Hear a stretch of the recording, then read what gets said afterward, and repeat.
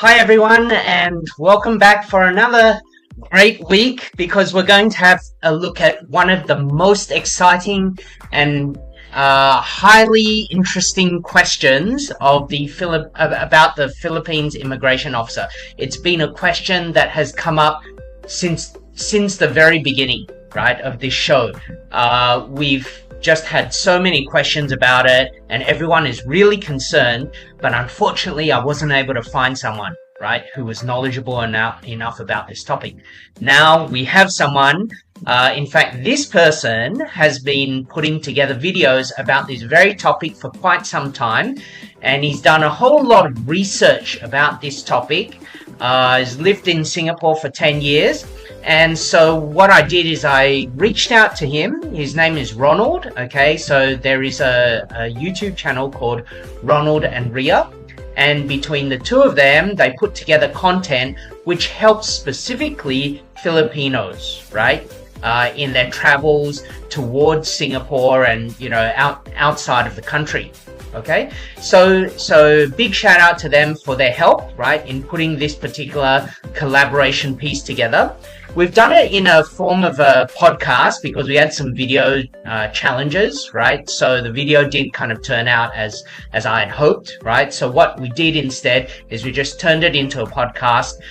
So you'll see a static picture, but there will be content there, right? So if you want to take notes, screenshots and all that, you go ahead, right? But I've kind of I had to listen to the video and done a summary of it, right? So you can have a listen to the video as well, take the screenshots and then see what you can do with that. Okay, so let's just have a quick look. So the whole topic, right, is about how to avoid being offloaded, because too many people are coming across, right, as having prepared, right, and this is the really sad thing. You prepare for a trip, right? You're spending a whole lot of money on airfares. You're spending a whole lot of money on your hotel, and you may be the leader of let's say your family, right? And then for whatever reason, you've got problems at immigration, and then you can't actually get out, right, of the country, and then your whole family trip multiplied by 4 people, 5 people gets cancelled, right? I mean, yeah, it's just a horrible feeling, right? So what this video aims to do is to try and give you an idea of what is going through the immigration officer's mind, what are they fishing for, and how you can best, if you know what they're fishing for, then you are better positioned to be able to prepare the documentation and answer in a way that is convincing enough to have them to believe you, right, and allow you to go through your particular process, right? So this is Ronald. Okay, you won't see him in action, right? Because like I said, we had problems with the video. But yes, we did have coffee yesterday, and he was showing me a whole lot of stuff, and we're having discussions about this very topic. Okay, so what we'll do now is we will cut across to the video, and you can have a listen. I just have a disclaimer. So I actually don't represent Philippine immigration or any travel agency or whatever. So I have all this information in our videos, like people asking also questions in our channel and sharing their experiences. Yeah. So Go and check out his yeah. video. So A lot of stuff in it. yeah. Thanks. So yeah, I don't represent any government bodies in Philippines. So, all right. Okay, so today we're going to have a look at the immigration officer, and Ronald's going to help us kind of pull the whole thing apart, and maybe we can start off by sharing what is the purpose behind why all of these checks are happening. Okay. So guys, I think as for now, you are aware like how notorious and scary is if you are if you have a travel upcoming travel, and then you are departing in Philippines and facing immigration. So the most two basic requirements that the immigration officers are following is to check whether you are under an illegal recruitment purpose, like people traveling abroad to look for a job, which is um, most of the time the reason why people are getting offloaded. And then the second reason is for human trafficking. So Okay. there are actually a lot of cases in Philippines last time. I think up until now have like there's uh how do you say it? Like a mafia or an illegal company representing themselves as a legal employer, but actually when they reach in the destination of the country, they are doing a different job. They will confiscate their passport and they will do some scamming jobs, or Yeah. worse is like prostitution, or Yeah. those nasty jobs that you won't be expecting. So it's like actually protecting the side of the travelers, but at the same time, it's looks scary to us. So yeah, that's the most two common things that the immigration officers are following. Okay, so the first one is it's about Illegal recruitment. illegal recruitment. So Yeah. what would constitute illegal Okay. recruitment? So for example, like us Filipinos, we want to travel abroad. Mm. So we basically do our own research. We go to this country. We go to this company's website. We try to apply, and then if they respond, we are happy to know that, oh, I have a job coming. I got an interview. They say they will prepare this and that. They will prepare the work visa, everything. So I don't have any means to verify the documents. If this company is actually giving me the job that that they promise, or the salary, even the company benefits. Or sometimes they promise you to get this job, like for example, you'll be handling maybe in food industry, but when you after coming into that country, they will give you more job, or maybe sometimes the job will be different. So it's maybe a good thing for Filipinos because it's an opportunity for them. So they will actually grab it. So this this opportunity for Filipinos is actually like a threat to immigration, because anything happen to them, the Philippine consulate embassy will have to rescue those distressed Filipinos, because I see. you don't know what they are dealing with. Yeah. So that's considered illegal recruitment. And another thing is that it's actually illegal for Filipinos to work, to have a work purpose if they are exiting as a tourist. It's kind of actually weird, but you cannot declare it in Philippine immigration that you are looking for a job abroad. You have to declare that, I mean, if for example you have a job offer. I mean, actually, this is an illegal. It's not a good idea to give me this advice, but for example, you have a job offer abroad. So it's either you go for the legal way, which is you have to get your documents verified in Philippine embassy, or exit as a tourist without declaring that you are having a job offer. So you know what I'm saying? So being scared in immigration, it's either you prepare all this pile of documents and face the questions like, what is the work you will be going there? Who is your employer? What are your benefits? And any questions, like as a tourist. So if you don't have this documents with you, because it's in abroad or overseas, then you have no choice but to declare as a tourist. So it falls under illegal recruitment. Okay. Yeah. Okay.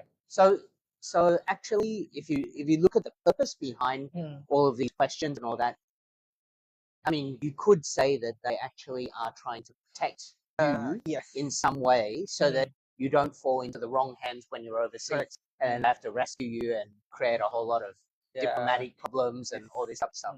Okay, so in that case, if you are going for holidays, right, and maybe this goes to the questions, right? What typical reasons? I mean, apart from these two, what other things may you have come across in terms of why people get offloaded? Or is it about the positioning, or maybe because they presented it in not such a favorable way, or they said certain trigger words, and then kind of the officer's like, oh, hold on, Yeah. right? So, Alright. what do you comment? So okay, going back to the question. So basically the reason why people get offloaded is it will be based in their travel profile. So we can have it in two categories. First is the first timers, and then the second one is those people with supporting documents, like special documents. Okay, we'll get into the second part. So the first timer travelers, yeah, so those people who only traveled in locally in Philippines, but not international. So requirements in coming to abroad, it has a lot of different categories. Like for example, in Singapore, you don't need a visa for Filipinos. But if you travel in different countries like Western countries or America, all those stuff, those countries, you need entry visa or tourist visa. Yep. And also, besides that, you need to have your job proof or job employment proof. Your local, like Yeah, job in your Monday to Philippines. Friday job. Yes. Yep. So the two things that you need to focus on, what the immigration officers are looking for, is if you have a job or if you are financially capable of this whole trip that you plan. So, for example, you're a Okay. first timer, and this is just a scenario. You're a first timer and you are traveling alone, Right. and then let's say you want to go to Japan for 10 days, Mm-hmm. and you are unemployed also. Mm-hmm. So there's actually a lot of, it's not a red flag, but there's A lot of things that flags. the immigration can shoot you. Like, hold on, you will be staying here for 10 days. You don't have a job, and you claim that you have maybe, let's say you are doing freelance, considered the full time job, or you have a business, you're a business owner in the Philippines, or let's say maybe it's a gift from your parents that they give you this money. So you have to be prepared to answer this question. So first they will ask you, what is your work? What do you do? And then next is, how much money do you have, or how are you gonna finance this trip? So it's really up to you how you answer it.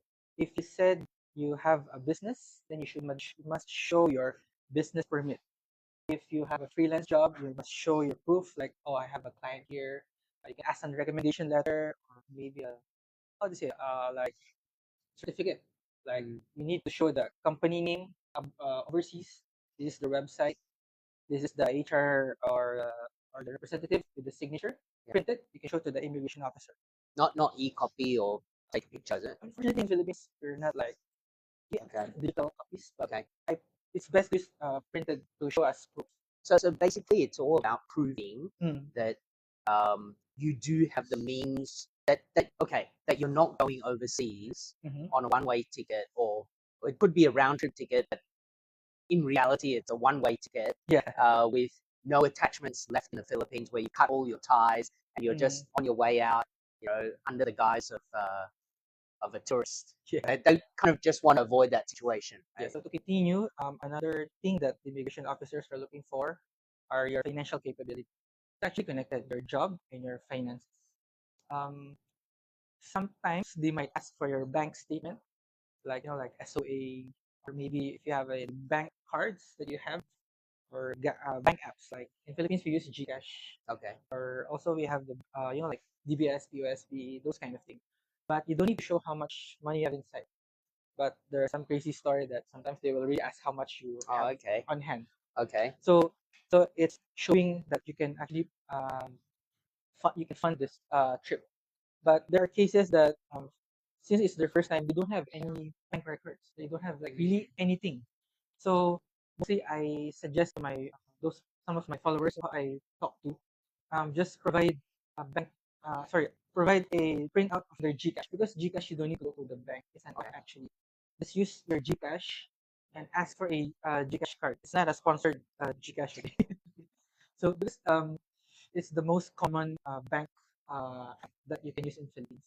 Okay, maybe I can give one example. So let's say you don't have a financial documents to show. You can actually prove that you own something, like you have an asset. Yes, correct. That's the word. An asset, like I actually bought this condo in Mandaluyong.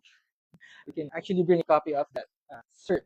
Okay. I have a land here, or I have online business. You can just screenshot whatever is for you.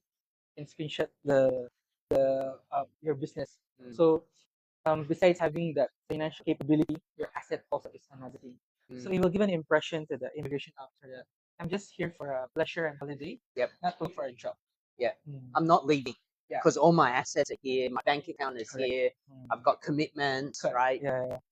And a return ticket is also actually very important. But some people do have a return flight. Sometimes they say the wrong dates. Sometimes they need to check when will they be back. Yeah. So yeah, that's another thing. Yeah. Okay. Mm. Okay. Um, on the okay, maybe people might think, can I just book, let's say, a hotel, Mm-hmm. right? Book a hotel, not pay for it, Uh-huh. and just kind of cancel it halfway. Oh, okay. Or have you seen Okay. things like that? I think I did encounter this, like one of the main requirements in traveling. Yeah, I mean departure in Philippines, right?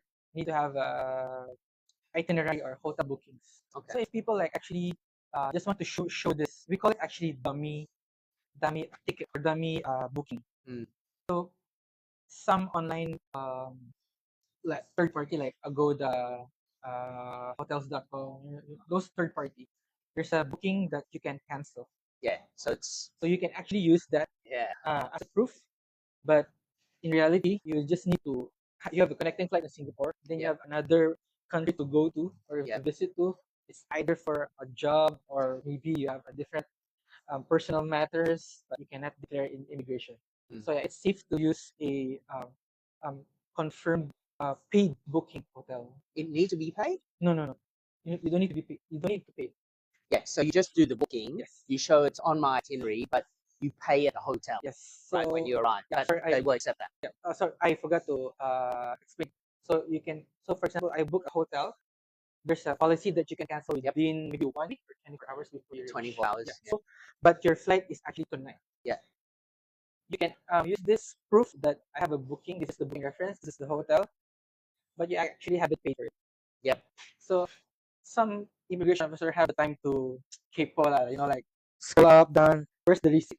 Busybody. Yeah. Keiko is a Singaporean word. Okay, it means busybody. Sorry. Anyway. If they are very intricate. They want to know all the details. Yes. Then you're screwed. Yeah. But actually, it won't happen. You know how the queues in Philippine immigration, it's very long. So I don't think they will check it. They don't have the time. Yeah. So as long as you have the booking reference and it's not paid yet, and if they ask, you just say, "Oh, I will pay it in Singapore when I reach. I just don't have the Singapore dollar right now, or I will pay it by my card when I reach there." That's the hotel policy. You can just see any white lies as long as you don't really intend to pay for this hotel because you're not gonna actually stay there. Or maybe you're actually staying in a friend's house in Singapore. You just need to show this hotel proof, just for you to show that I am financially capable to book this hotel. Okay. So is it okay? I mean, this question has come up before as well. Yeah. Is there a issue with staying at a friend's house? Okay. Yes, there is sometimes. Okay, let me just give you a scenario. So, if you're staying in a friend's house in Singapore, another factor that immigration officer is looking at is, are you related to this person if you're staying in this residential area? First is yeah, you're friends, so you're not related. If you are a family, maybe your mother, your brother, sibling, or maybe you're in a relationship, your boyfriend, your girlfriend. Mm. So they will ask for proof or a document. Show me a photo or Yeah, something. it could be a photo together or a copy of that person's IC or work visa. Okay. That's another proof. But if you are unemployed, you don't have the red flags, not red flags, the concerns that I raised earlier. You don't have a financial capability. It's your first time traveling to Singapore and you're staying your friend. I suggest to have an invitation letter. So Because again, they're out to protect people to make Mhm. sure you don't get scammed and all that. Right? Yeah. So Yeah. So this invitation letter will also helps the tourist because the name of the person is there, the address of the friend, invitee, the person inviting the tourist is there.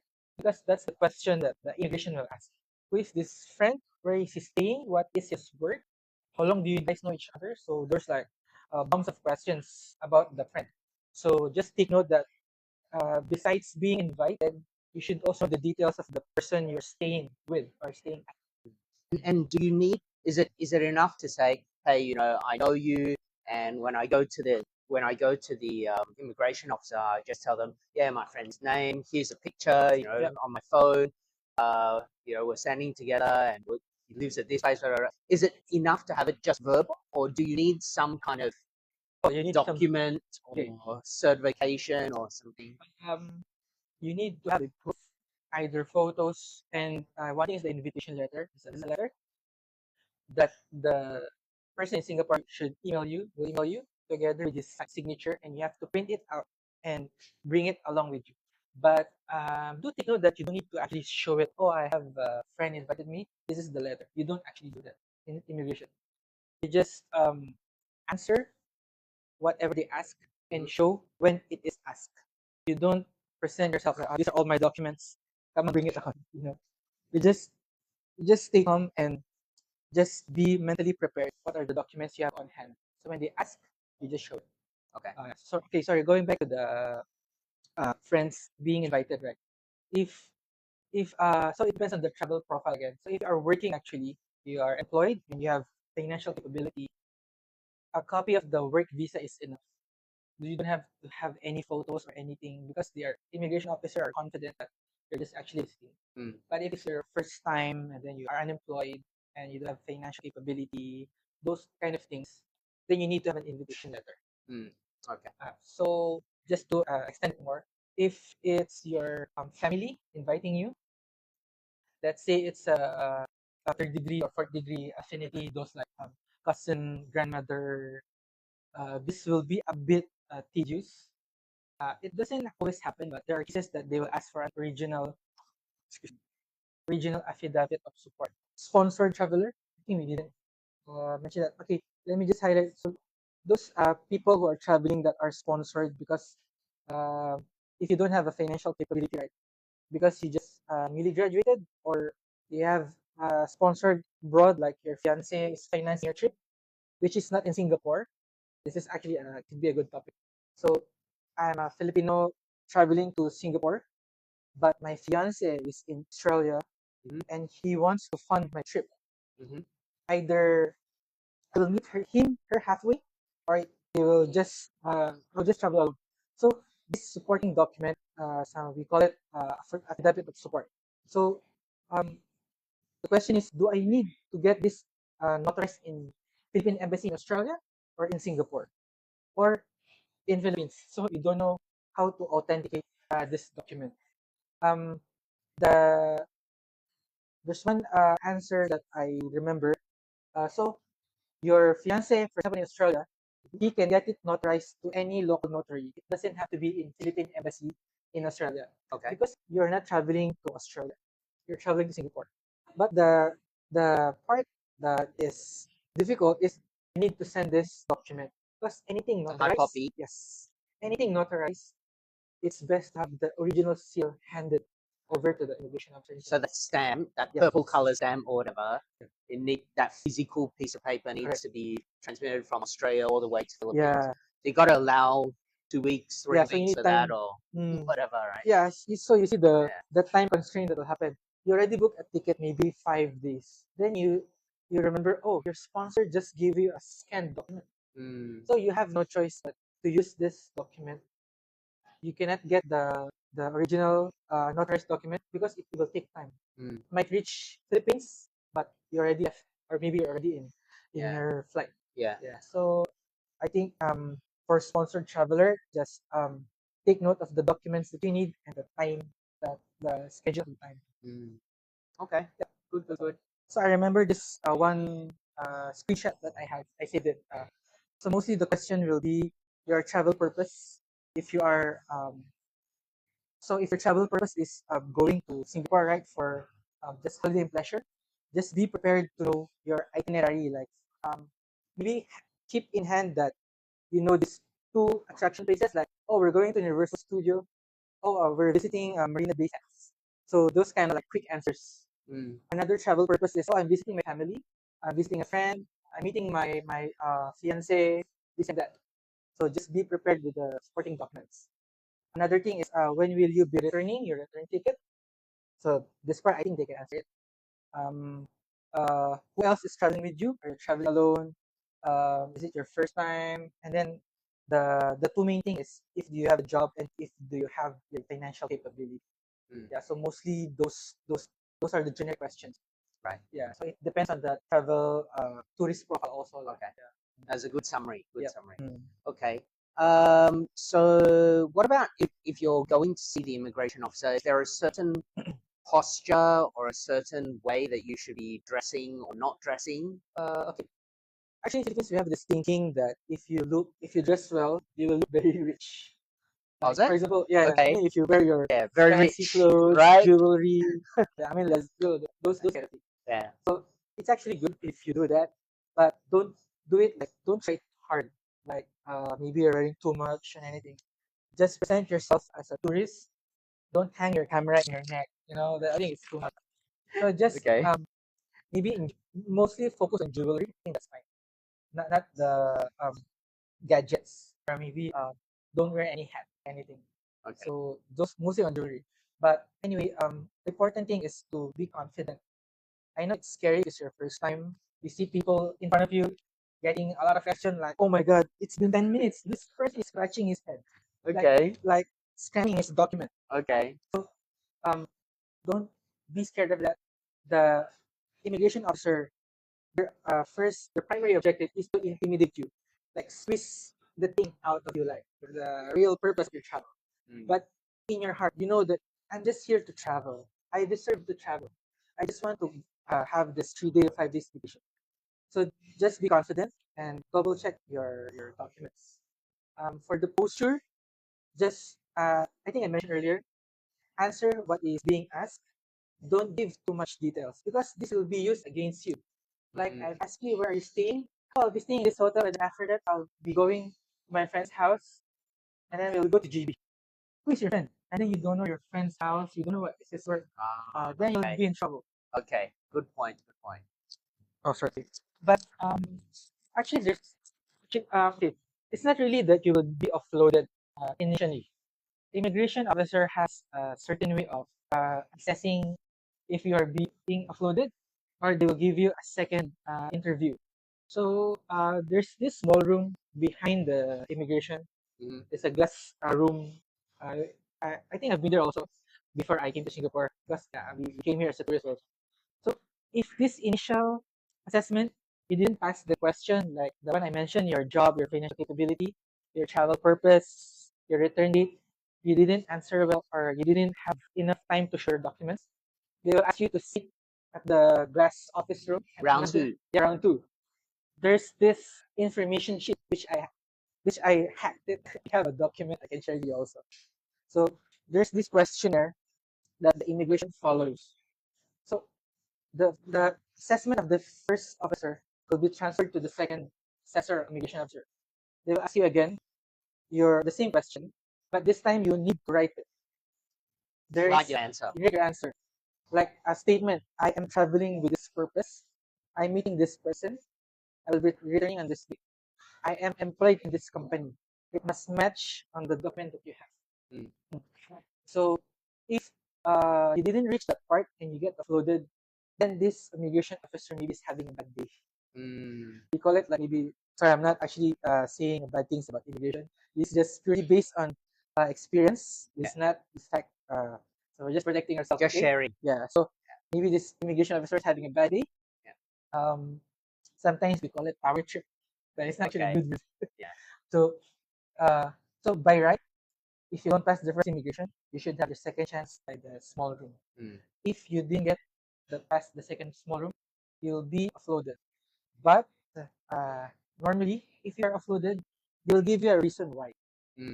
So this time, if they give you a reason why you are offloaded, you have to prepare this on your next trip. It is being listed.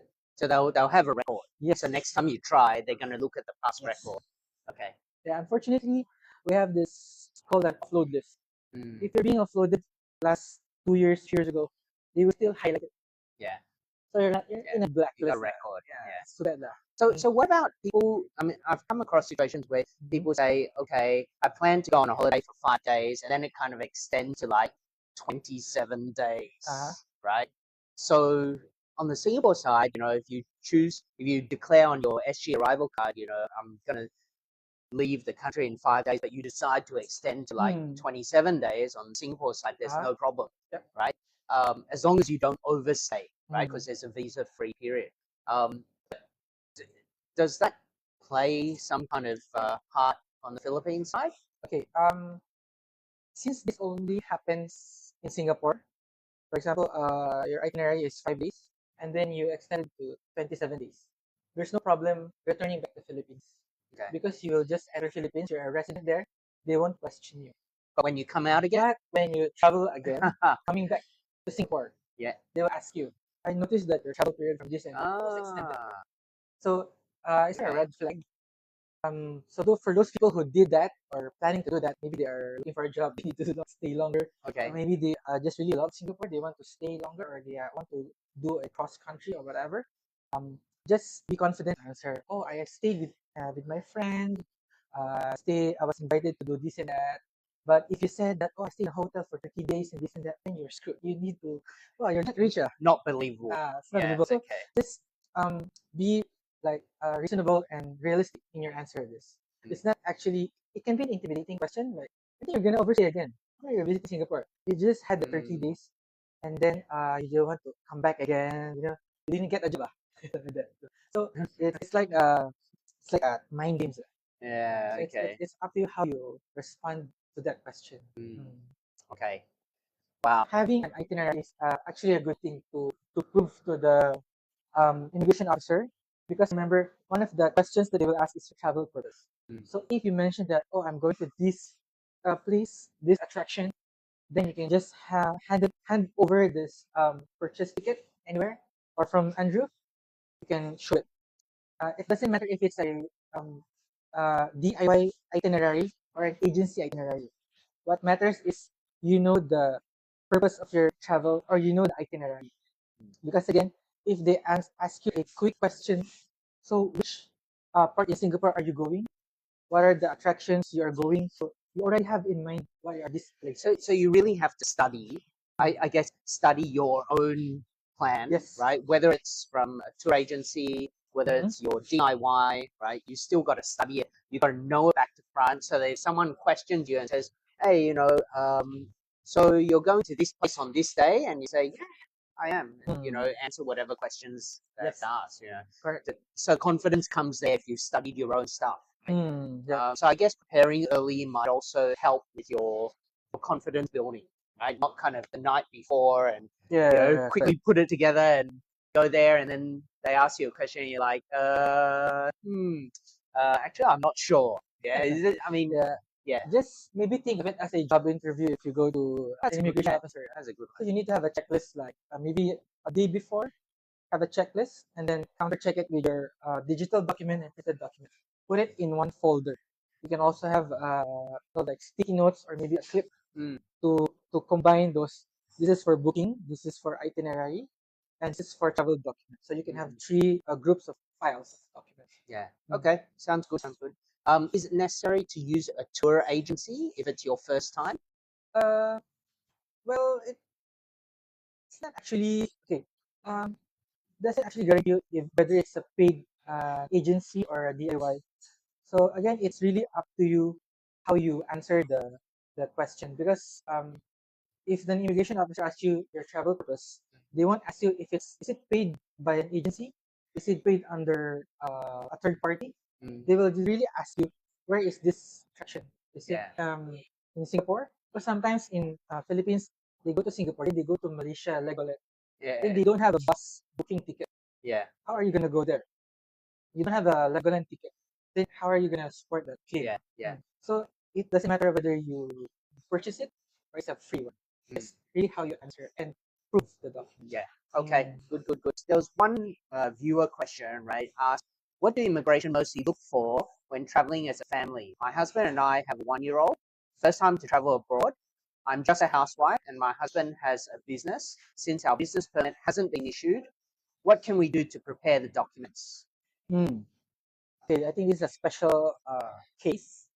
Okay, first of all, let's go back to the two common things that immigration will look for: your job and your financial capability. This couple doesn't fall under the employment requirements because they are already married. They have a kid to take care of. Yep. I'm pretty sure they're not looking for a job. And also, we have a range of age to look for.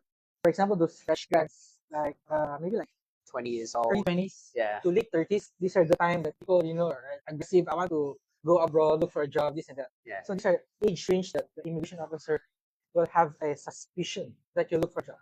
But for married couple, I don't think it's already a red flag for them to fall under this. They would fall maybe in the financial capability. So this is so the business permit which they don't have is another problem. So what I can suggest is just the screenshot of the business. If they are present online, maybe they should start have a Facebook page. Maybe go use social media to have proof that you have this business, and maybe some messages, messages from the customer that they have like a review. Like this, I purchased this, I enjoy your product or whatever, and then also a photo together with the logo or whatever business they have. To show that it's a real business, it exists, you do have customers, you do have sales, that kind of thing. Maybe future sales as well. Maybe you're, I don't, if it's not confidential, talk about, in 3 weeks' time we're going to be doing this and this and this, as a backup maybe. And another document is the ITR in Philippines. It's like IRS. You should have a tax tax record. If it's not a newly opened business, so maybe you should have this transaction. If it's not a bank or any business transaction from the government or to the bank. But if they say it's still pending, I think they can also provide proof that it's being pending. Like it's under in a municipality government, it's still pending. So maybe they can share a screenshot or an email. Okay, and then we've got another question. Said, aside from the authority to travel abroad, I would like to know if, I would like to know what possible requirements might be asked if a Philippines government employee has to travel with a 50-year-old or a senior citizen mother. Okay, so government is a bit different, is it? Or yeah.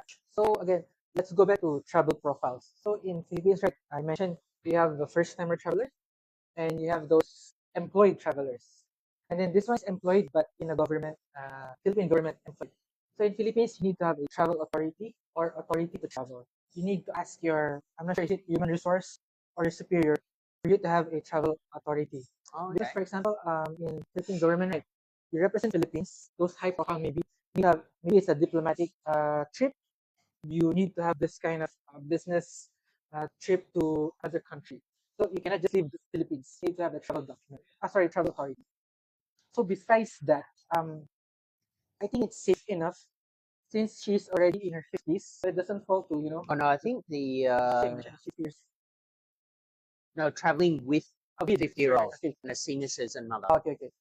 So again, I think there's no problem with traveling with a senior or with a 50-year-old mother. That's fine. It doesn't fall to the, like looking for a job question. Yep. So for the government employee, travel authority, and also the bank transaction financial proof, that's another thing. And if he or she maybe newly joined this business, this government body, he can have photos also together with the people or photos in the government sector, which is he or she employed at.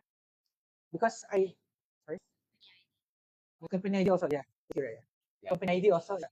So sometimes who just join a company, either government or small business entities, they don't provide first the travel authority because maybe they're not confirmed yet. They're just in their provision period. Yep. So it's best to double check with their HR what are the proof that they can get. Right. So probably go and check with the HR, see what other proof is required. Maybe the access part was an employee card, the travel authority, employee card, and then just like the others, your bank account, your itinerary, make sure you know back to front, all this stuff. So normally, how long does the interview go for? Like, or the range, maybe. So, I remember there's a news last time. It was the immigration officer. They said it should last within 10 minutes. Okay. 5 to 10 minutes. That's still quite a while. 10 minutes. If you reach 10 minutes, it's actually scary. Because every second is very quick pumps. Yeah. Stressful. So within 5 minutes, you manage to give all the documents. You're good to go. You can just straight away get your passport stamp and travel happily. But within 10 minutes, if it's taking too long, so I think you should expect something big is coming. But again, don't get intimidated. That's my advice. Keep it cool. Keep it cool. Yeah. I guess part of keeping it cool is making sure that you know your itinerary back to front. Yeah. Be prepared. If you need to practice in front of the mirror or get some family member or friend to ask you some questions as though they're the immigration officer, and just do test, question, answer, just get familiar and fluent. Yes, that might correct, help correct, as well, right? Practice, preparation, and confidence. I think that's the Yeah. main thing that you need to have. Yeah. Okay, cool. Good. So thanks very much to Ronald and Rhea for their time and sharing their expertise. Right, I don't always have the answers. I want to rely on the experts, right, who know the local situation. So yeah, you want to tell us about your channel? Yeah. All right. So again, thanks Andrew for having us. Yeah. So I have a YouTube channel me and Rhea, we have a YouTube channel. So basically, we focus also with Filipinos departing, Filipinos traveling abroad from Philippines to Singapore and to other countries. So we have content that can help you, will guide you on the checklist, the immigration process, sponsored documents that you need, and also maybe next time we will discuss about how to look for a job here in Singapore and the process of hiring in Singapore also, and especially the things that you need to consider before traveling anywhere, not in Singapore also. Yeah. So it could be your document, how to pack your things, what are the do's and don'ts in other countries, sorry, do's and don'ts here in Singapore. So there's actually a lot of more that you need to stay tuned in this channel, in my page, in Andrew's page, and yours. in my so you can have a peace of mind and stress-free travel that you deserve. Yeah. Okay. Thanks so much, guys. Take care. Hope this was helpful. Yeah. Okay. See Thank you. you. Bye. Bye. Thanks so much, guys. Take care. Okay, so I'm hoping that this particular video was very helpful, especially if you're planning, if you are concerned. Rightfully you have a lot to be concerned about, but I'm hoping that with this particular information you can actually prepare your trip a whole lot better. And I think one of the things that did kind of come up quite repeatedly is the need to plan. Okay, so you really do need to plan, know your itinerary really, really well, right? So if somebody asks you, hey, and they say, where is Singapore Flyer? Then you say, oh, it's at Marina Bay, and then after Marina Bay, I'm going to go to see Gardens by the Bay, which is nearby, etc. So it sounds like you know what you're talking about and that you've done some research, and this is a serious trip. Okay, it's just a holiday, and that really is the message that you've got to try and get through to this immigration officer, supported by all the other type of information that Ronald has already shared. Okay, so a big thank you to Ronald and Rhea and their channel. Right, check out their YouTubes. Right, they've got a whole lot of information on their YouTube channel. I will put the link down below. Right, and we'll see you in the next video. All right, take care. Bye-bye.